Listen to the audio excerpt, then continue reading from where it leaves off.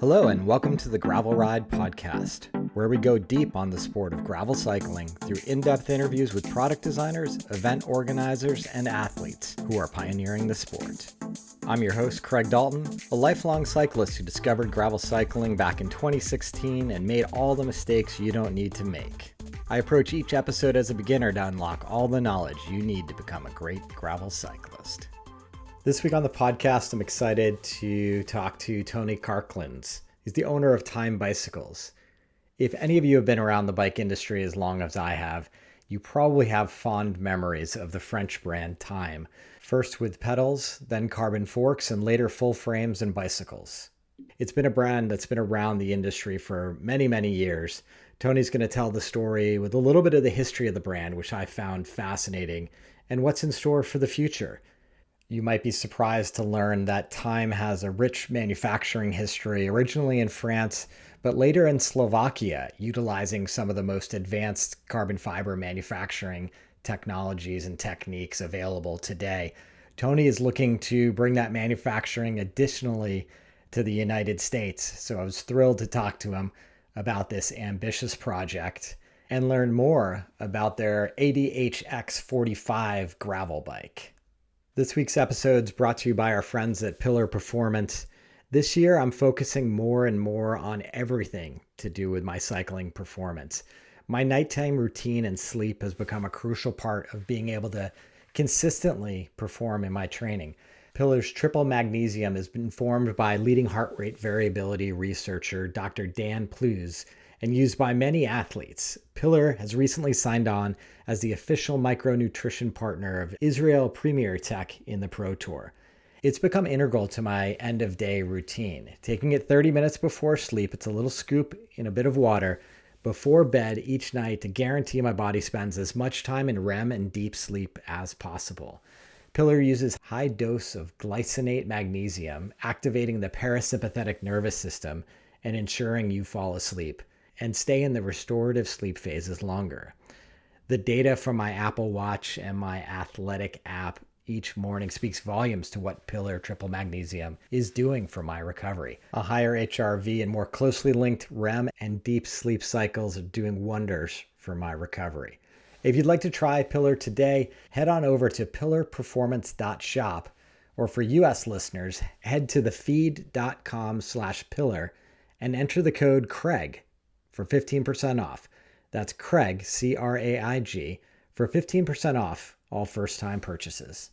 With that support behind us, let's jump right into my conversation with Tony. Tony, welcome to the show. Thank you very much. Thanks for inviting me. As a fan of the sport and someone who's been around the sport from my bike shop days in college till now, I'm excited to talk about Time Bicycles. It's such a storied brand in the industry, and having spoken to you a little bit offline, your journey to get there, I think, is going to be fascinating for the listener to learn about. And ultimately, we want to talk about the new gravel models you've got for 2024. Sounds great. Where do you want to start? Let's start off just by a little bit of your background. Where are you located and how did you get into the sport of cycling and what led to you working in the bike industry? All right. I live in Little Rock, Arkansas. Arkansas is the new hotbed of cycling globally now. So I've been in the bike industry here for about 40 years. Started to work in the neighborhood bike shop in the early 80s. Became a bike shop owner in the mid 80s. And I ran 2 retail stores here until 99 and 2000. So I almost made it 20 years in bike retail here. And I decided that I wanted to stay in the bike industry, but I was kind of done with retail. I'd taken my turn there. And so I started traveling to the European trade shows, looking for bike brands that were established in Europe that maybe needed help in the United States.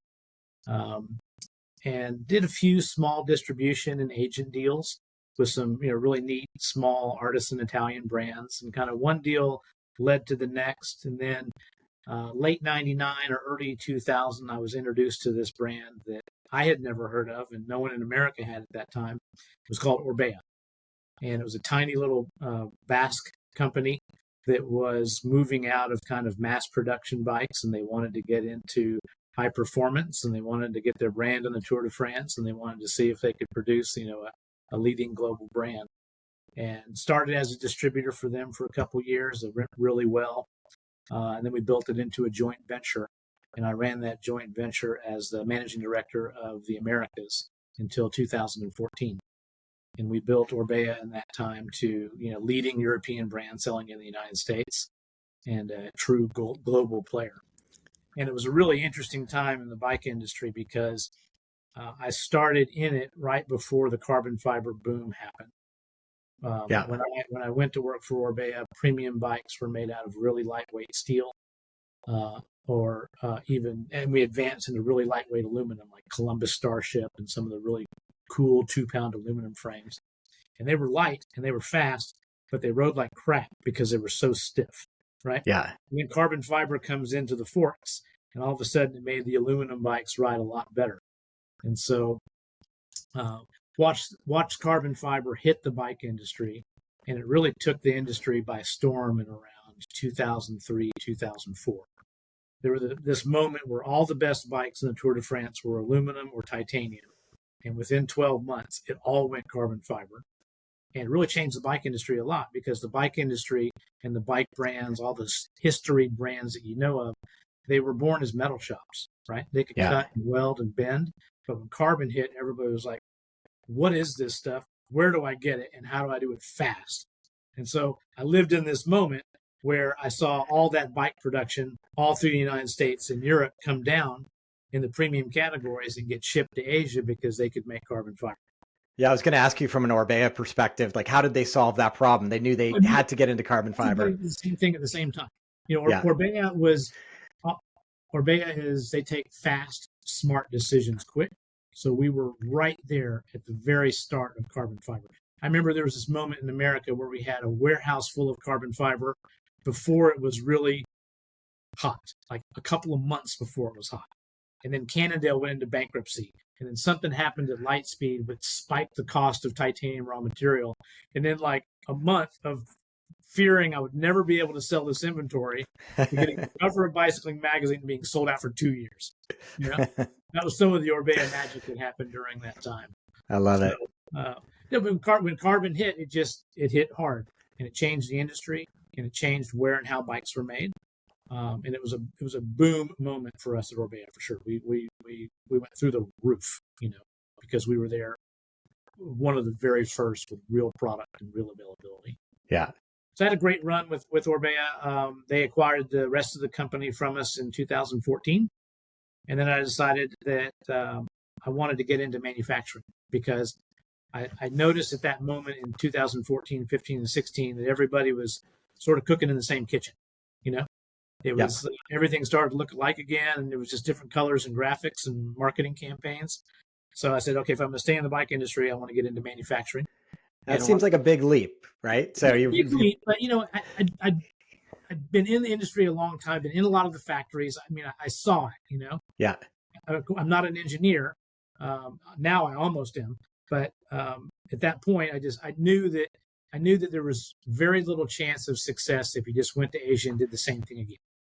I'd seen too many people try to start their own brand based on just desire of having a brand and no real tech or no real capabilities, and they all kind of petered out the same way.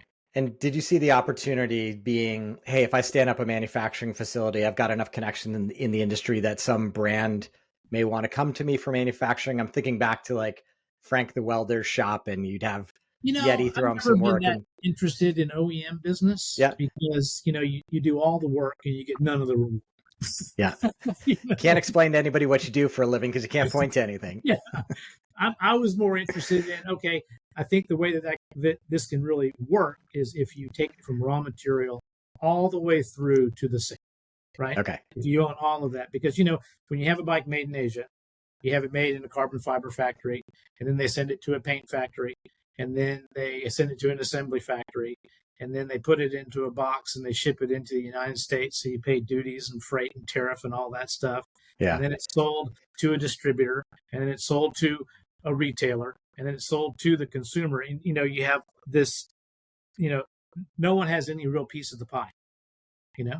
The only people making the money here are the shipping companies and the government, And so I'm like, let's break that. Let's see if we can take it from raw material all the way, through selling it to a dealer. Okay. And so After my time with Orbea, I went to work with a group in California that was attempting to do this with golf technology, a lot of golf production in the San Diego area. And I learned, during that year that very difficult to do manufacturing in Southern California. It was a great learning moment for it. And so did not work there, but after I departed, I was able to acquire the Guru Bicycle Factory in Montreal. Gotcha. Relocated it to Arkansas, got some government grants and brought in some investors for this. And the project there, we created this company called HIA Velo, which was going to be, mass production of pre-preg carbon fiber bicycles, made the same way that the best bike brands were making them in Asia, but making them here. And did you not acquire the Guru brand? You just acquired the means of manufacturing at that point? I just acquired the manufacturing assets. Yeah. And was that just tooling, machinery, et cetera? Or were you getting presses, cutting tables? It was everything you needed to do. Gotcha. Right. Everything, and so it gave us a great start. It was a beautiful project. We launched, 6 months later, the Allied CycleWorks brand, and that hit hard. It resonated just perfectly at that moment because it truly made an America product. We did it right. We did it well. Beautiful project. And that company got acquired by the Walton family in one of their groups that owns the Rafa cycling brand. And then was that acquiring the brand and the manufacturing facility? They took it all and they moved it out of Little Rock and they put it in Northwest Arkansas, and now it's part of the cycling empire that they're building there. Sure. And so I stayed here in Little Rock after that and looking for my next opportunity.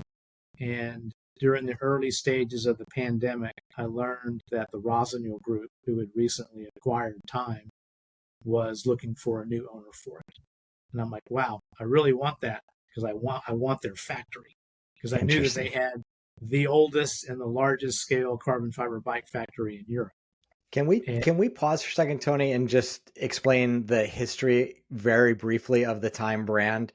Because it's not lost on me, like how important that had been over the last 30 years. But I'd just love to hear your words and understanding of like how Time fit into the bike industry. Yeah. So Time was established in France in 1987, and Roland Caton was the founder of it. And Roland Caton married a woman whose father was the inventor of the modern ski binding, and he owned a company called Look. Yeah, sure. And Look had just introduced a bicycle pedal that was clipless. And Roland was around this, and he was kind of part of the company. And I guess at some point there was some family dispute that happened because Roland believed that a clip-in bicycle pedal needed to have some kind of rotation. Because if you were locked into one place, you would have ankle, knee, some kind of problems. Yeah. And so I guess the father-in-law didn't like that. And Roland left Look, went across the street and opened Time. Amazing. With a clipless pedal that had rotation. This is filling in so many gaps for me. As I mentioned offline, I had a friend who was like a diehard Time pedal fan, and like the ski binding technology, I'm now all visualizing it in my head. Yeah. And so I don't know how Roland's wife made this all work with the family. They split and they made a competitor. And Time, was a very fast-moving brand globally the second he did it. It was styled perfectly. Everybody believed in the rotation. They were off to the races. Then somewhere in the late 80s to maybe 92, 93, Roland became friends with some of the people that had started TVT carbon fiber. And TVT was, a French company that had done some of the very first, carbon tube aluminum lug bikes. They were briefly in the tour, but the technology wasn't really stable enough yet to really have true tour riders on it. But I think you saw maybe some of the Greg LeMond years. He might be on a special carbon fiber bike with some sponsor's name on it. That was a TVT thing. So the Time people got involved with him, and they opened up a project to make a carbon fiber fork, because they saw the problem in the bike industry of all these lightweight aluminum bikes using steel forks, or sometimes even aluminum forks, which were super jarring. Yeah. And they believed that they could make a better riding aluminum bike by doing a carbon fork. So Mario Cipollini, Marco Pantani, anybody of who's who in that, in that era, whatever bike brand they were riding, it had a time fork on. And from what I've been told, they were making about 100,000 carbon fiber forks a year. I mean, they were the player there. Yeah. Then, of course, Look got into the fork business as well. Those two really kind of got it, for a long time. So Time then moved into bicycle manufacturing in the late 90s. They wanted to do a full carbon fiber bike. And then in the early 2000s, they signed with this little team called Quick Step. And we had riders like Tom Boonen and Paolo Bettini, and they won the Olympics and they won the World Championships and they won Paris-Roubaix. And they were killing it in 2004, 5, and 6. I mean, they were the, pinnacle of technology, really being made in Europe when everybody else had just left for China. They were killing it. And then I guess from what I've been told, the Pro Tour got really expensive when the big American brands came in. When you saw Specialized come in and take over Quick Step, and Cannondale was in there first, I think. Giant got in there. Trek obviously got in there. And so Time became a brand that, truly couldn't afford the Tour de France anymore. Yeah. And so they kept developing products. They believed in their resin transfer molding technology. They believed in European manufacturing. But, they started to kind of hit harder times maybe in 2012, 13, 14.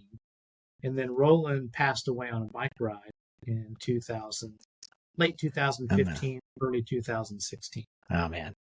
And did they ever diversify into mountain bike products, or did they always stay focused on the road sport? There's, we have all the historical stuff, and, they did a couple little things, and they made their own wheels for one model, but they didn't really ever get the wheel business. Yeah. I've got a few Time carbon fiber handlebars.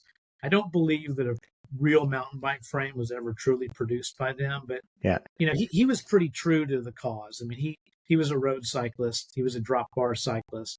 He protected his brand really well. Yeah. Yeah. He didn't go with, the trend of the week like some of the bike companies do.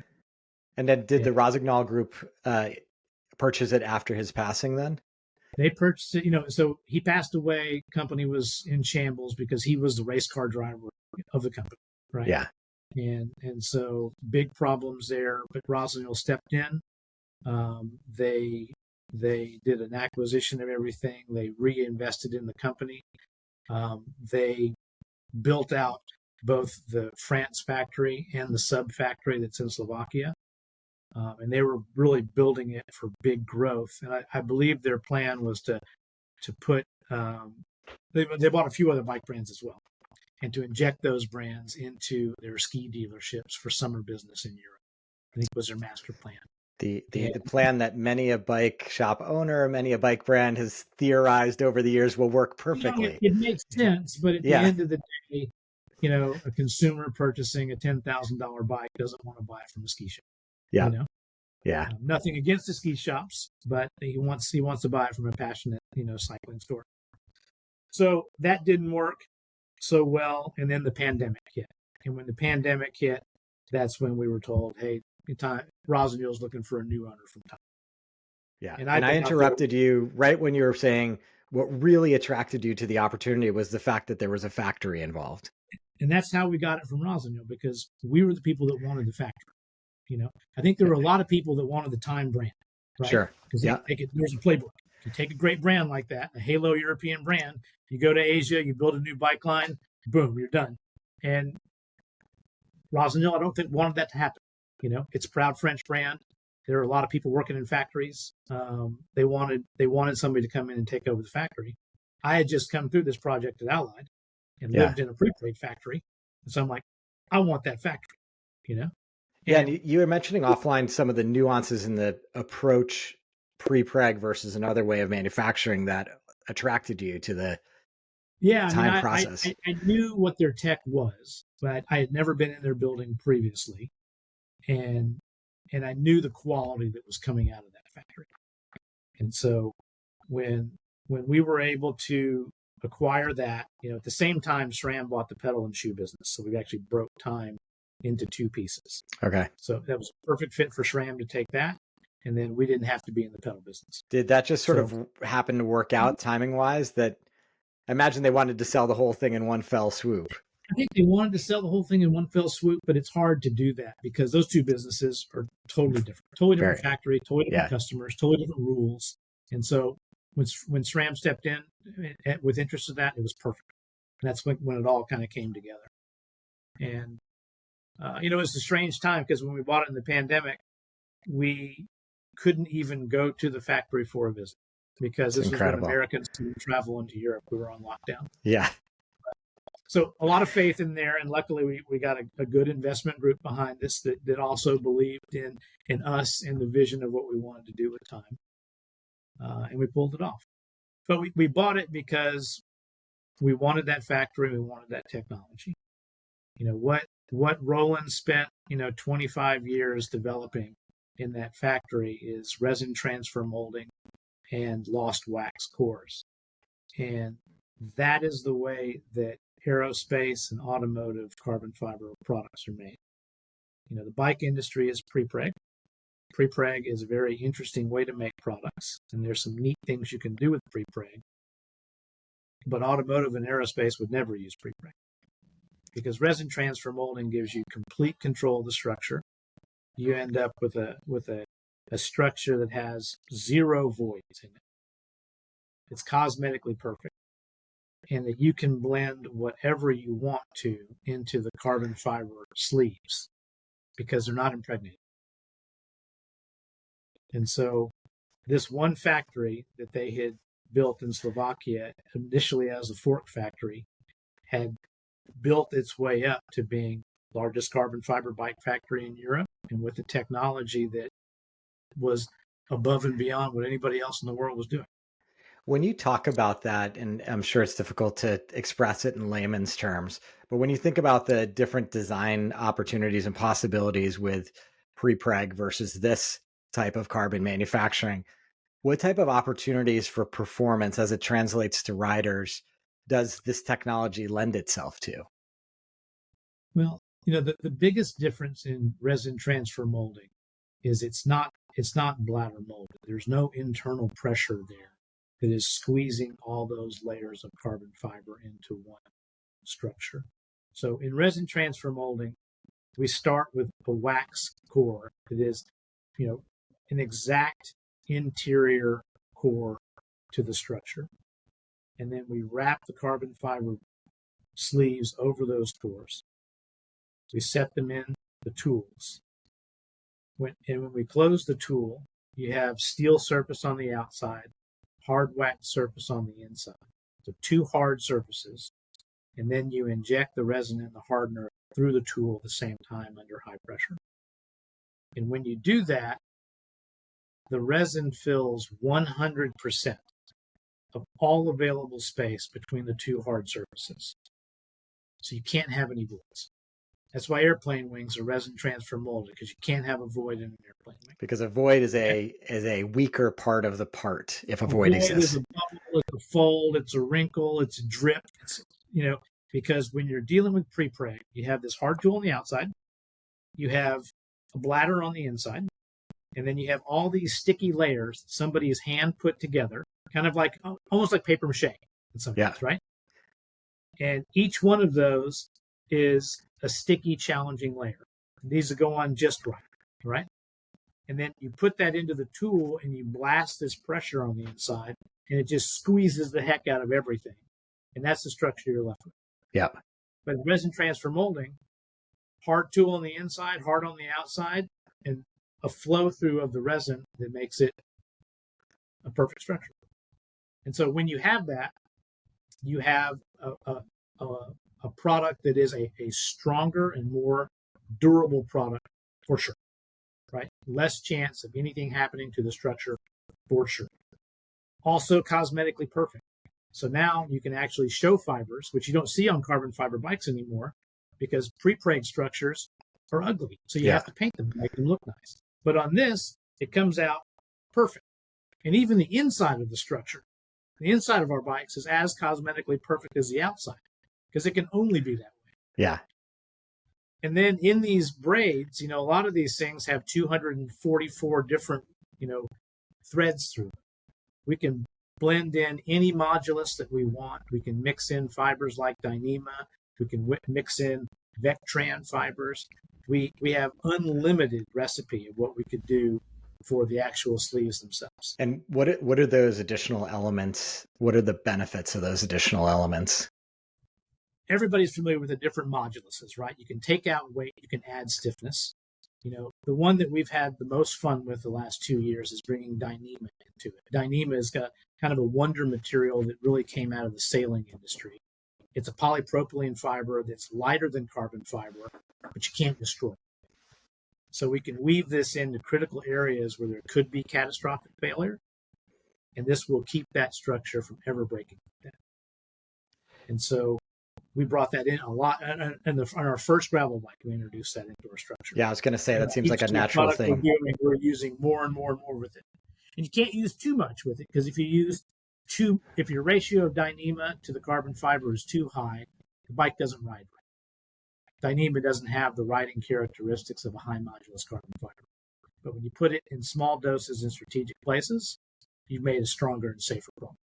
Got it. Now, I appreciate this detour into the tech because we were going to come back around to it in the gravel bike, but I think it sets the stage really nicely. So if we're going back chronologically, 2020, 2021, it seems like you've acquired the brand, the facility.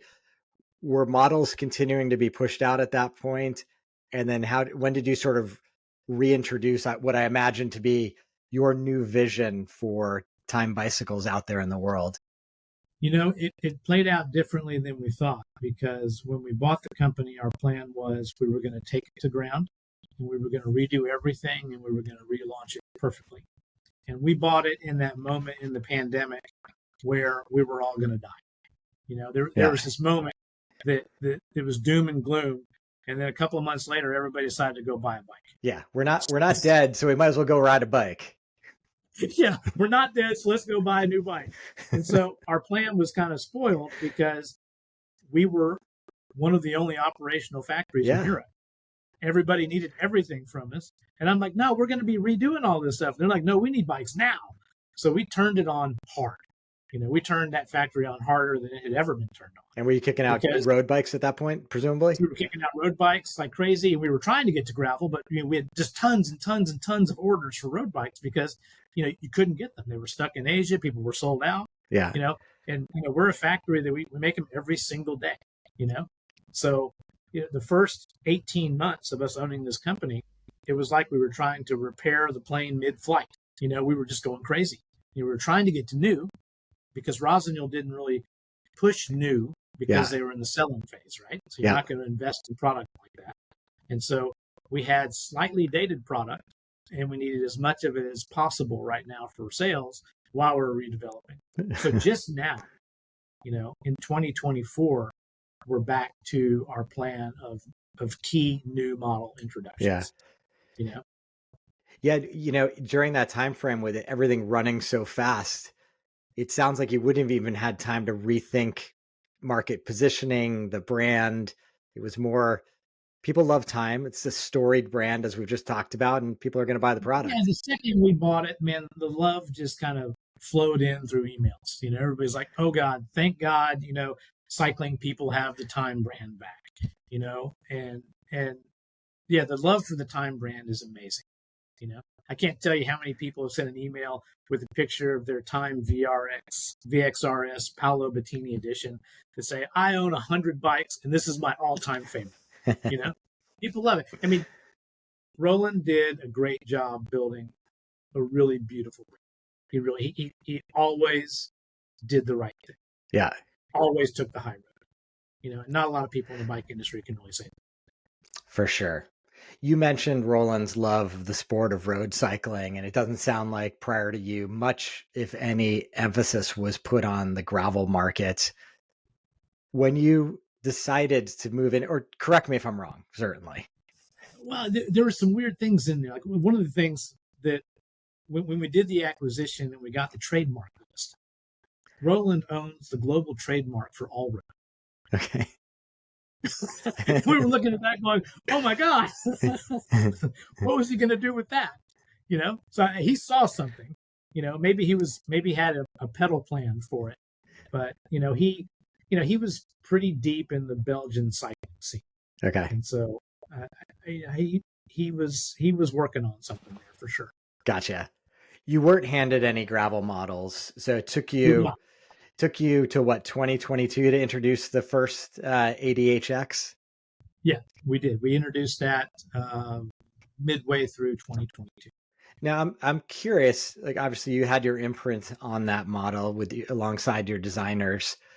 How did you envision the gravel market at that point, and the people who are appreciating the Time brand's vision for what a Time gravel bike would look like? Well, that was our first rule with the ADHX, is we wanted to make a bike that would appeal to Time owners, right? We weren't going to go out and make some bike that had braze-on forks everywhere and for camping on it. That's not Time, right? You need to go buy a Surly if you're going to do that. We wanted to do an all-road bike for a Time owner. And we wanted to also make sure that it worked with all road drivetrains, because we want it to be a multi-surface road bike. Gotcha. We called it fast gravel. And we introduced that before a lot of these wide drivetrain one-by systems really became legitimized in the bike industry. Our requirement is, let's get the biggest tire possible in here that will still take a 52 chainring, and will not have an obscenely long chainstay. So it will ride like a road bike, but it'll allow you to do multi-surface. Yeah, I've had this conversation before where it's very interesting when you talk about constraints and what you're able to do. And as you're articulating the desire to have a 52th chainring in there and ride a 2x drivetrain and a road-specific drivetrain, it's understandable where you end up spec-wise. Yeah. I mean, so those were the limitations we put on it. And so then we launched it into the market, and at that moment, anything anybody launched into the market was going to do well, because the market was just consuming all bike product. But quickly, we learned that nobody wanted our ADHX with a 1x drivetrain. Everybody who was buying, because we took an assumption that 50-50, 1x, 2x. Yeah. And it was 99% and 1% was the reality of after 6 months of this. So everybody, they were buying pure road groups, and they were running, 35, maybe 38C tires. Yeah, it's interesting when you think about that 2022 timeframe, because I do think the consumer base had started to really sort of pick a camp, if you will, and they were picking either I want a fast gravel bike or I want something more on the adventure side, and there were distinct camps starting to emerge even back then. Yeah, there were. And, so we got a lot of feedback maybe 9 months after launch. Well, we can't get this 42 tire, and everybody racing on Unbound this year is running a 42. And then, we were also at that moment where the interior rim widths were changing like crazy. Yeah. So even if you were putting a 38C tire on there, but this new wheel coming out from head had a 26 internal measurement, it was measuring a 42, so we ran into that fun, but everybody else ran into that fun at the same time. Yeah. So we decided that we would open the next project to do a wider, tire version of the ADHX, because we thought that was truly where the market was moving to. And what we learned in all of that is it all just comes down to the drivetrain. And the second we launched the ADHX 45, and we explained it was built for wide drivetrains, and it was built for, it won't take Ultegra, Durace, Campagnolo drivetrains on there, that we had this boom of sales in our existing ADHX, because all of a sudden people really understood it. Yeah. Hey, this is as much of a multi-surface bike as I can have and it be a road bike. This is really a pure gravel bike, Right. And so for now it's crystal clear. We didn't really expect that to happen. We assumed the 45 was what everybody was going to want, But now it's crystallized for us where there are three for us. There's pure road, there is multi-surface, fast gravel, and there is, I don't want to call it pure gravel, but wider tire gravel. Yeah, it's a really interesting force and function, because I think a lot of consumers develop a love and appreciation for a particular brand. And then, so they're in the Time family, they're in the Time world, and then they're looking at your two models and they're asking themselves, what type of gravel rider am I? Where do I live? What type of terrain am I on? And which one of these two models fits their riding style and ambitions? What I think we've learned is it's more important around the drivetrain than it really is around 3 or 4 millimeter width change on the tires. That's what the customer seems to really care about. Interesting. So on the ADHX 45, will that still run a 2x? Yeah, it'll run a 2x, but you have to use a wide version of it. Okay. Yeah. Right. So you're using these gear ratios that true road cyclists don't really. They still want their 52 ring on there, right? Yeah. And when you move into the ADH 45, you got to deal with all the new systems from SRAM and the new ones from the GRX system, and it does really seem to be that the 45 falls more to the MTB crowd, and the ADHX falls more to the road cyclist that just wants to do a little bit of ground. Yeah. And then in Europe, they use the ADHX as the fat road tire time. Okay. And does it ride sort of as if, say you have road tires on there, 32s or 35s? Does it ride like an endurance road bike? Would you suggest? And that's where a lot of people have kind of put it. Yeah. Because you can build up, with those Vittoria 34C tires and nice carbon wheels, you can have a 14.5 pound 34C tire road bike that's just super fun to ride. Yeah, super fun to ride. Yeah. I was just out with a buddy I hadn't seen in a while, and he was like hardcore roadie, and saw him roll up on some 38Cs, nice carbon wheels, and he was like, man, this bike he's like, it's a revelation. He's like, I've never been happier road riding than I have been on these 38Cs. Yeah. I love it. Super interesting. As you had the ADHX out there in the market, obviously you were getting some feedback from riders that led to the tire and drivetrain decisions on the 45. Were there any other elements of the frame design that, taking the opportunity to think, hey, we're now getting 45s in there, people are going to take this on gnarlier terrain, do we need to do anything different? Or was it really about upsizing and, configuring the drivetrain? There were some people that were pushing us for adventure bikes and stuff, but it's just, we're doing our best to stay true to time. We're not an adventure bike company. Yeah. We're a high performance carbon fiber bike company. We want to keep it that way. So I think the 45, at least what we see of today's gravel market, is as far as we need to go. Yeah. Because there are other things that the Time brand needs to do. We have to get back into the aero road bike development. We have to get back into endurance road development. We've got other projects there. So I think that, while we'll continue to evolve the ADHX family, I think we sort of have our two models in there. Yeah. When you think about it, you mentioned sort of Unbound. When you think about a competitive race bike, is there anything that the ADHX 45 has that doesn't put it as a gravel race bike, other than the choice of drivetrain that you have to make because of that? It was really built for that type of application. Yeah. It is a go fast, wide tire gravel bike. Yeah. It's a race bike. I mean, we did some really tight tolerances on there. The things we had to do to get the chain stays, and the seat tube, and just to the point where they'd be right on the edge of giving the proper amount of clearance and truly be a high performance ride. We couldn't have done it any tighter than we did. Yeah. And when you think about the ideal rider for these types of bikes, are the head tubes taller? Or are they still sort of real Euro race style geometry? We are upper middle there. Okay. On this particular family, when we bought Time, there was no integrated front ends at all. So we had the first project we did was to bring integration in. And when we did that to all of our existing product line, we increased that head tube height just a bit more for the mature American market. Yeah, and with integration, you're talking about turn it into a specialized Roubaix. We didn't go there, but we brought it to a point because I hate premium bikes with 3 or 4 spacers in there or an upstem. So Yeah. so we built it, we engineered it to sell and to look good. Okay. And with that integration, you're referring to putting the cables inside the bar and through the headset Yeah, and all that we stuff. got a moment to tweak all the head tube heights when we did that. Yeah. And so we took benefit of that. We cleaned that Got because traditionally time is a short head tube bike. I mean, it was a lot of the design was led by the racers who all want these head tubes that are this tall. Yeah. But nobody who's actually buying a bike can ever ride. Exactly.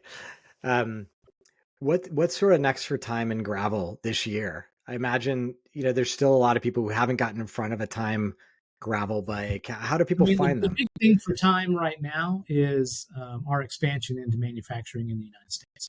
Okay. That's our next big thing. So we announced middle of last year that we acquired a facility in South Carolina, and it's in Spartanburg County.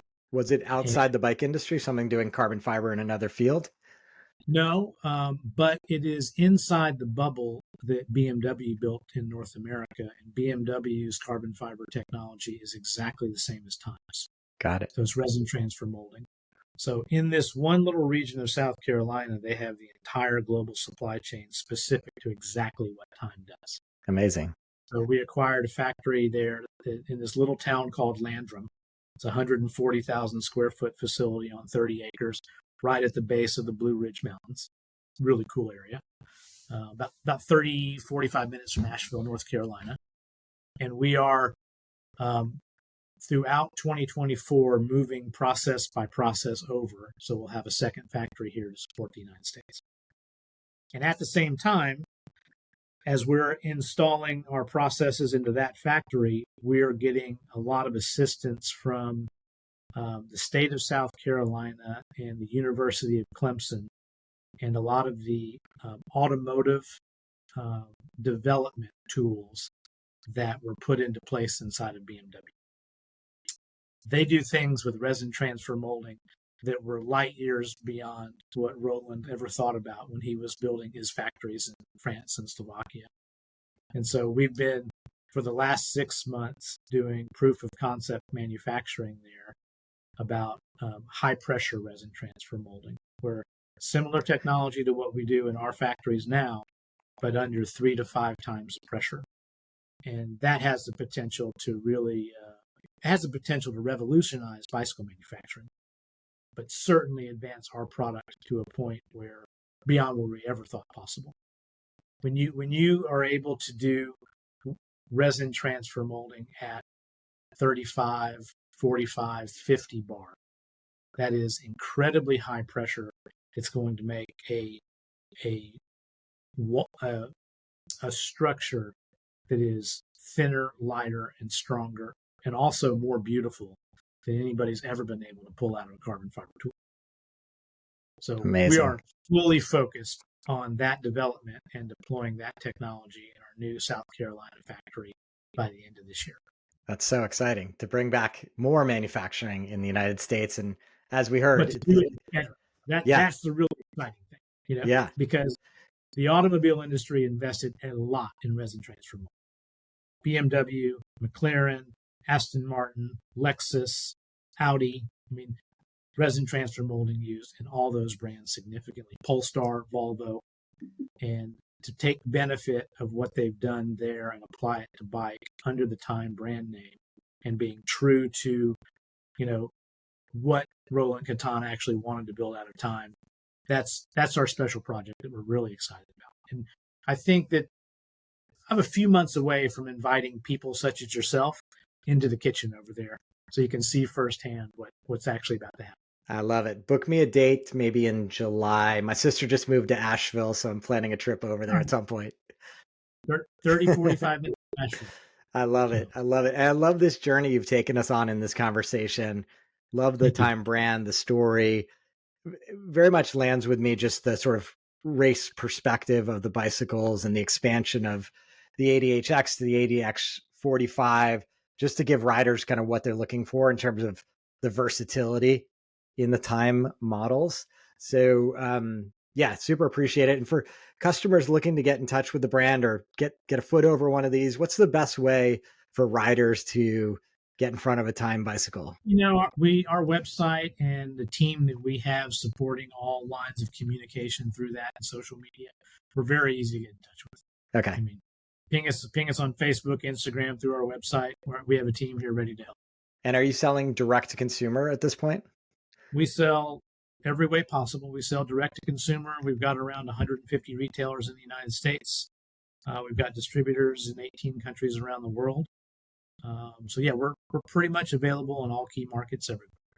Amazing. Thanks again for the time, Tony. My pleasure. Thank you. That's going to do it for this week's edition of the Gravel Ride podcast. I hope you enjoyed that conversation with Tony as much as I did. I really loved learning the history of the Time bicycle brand and the future.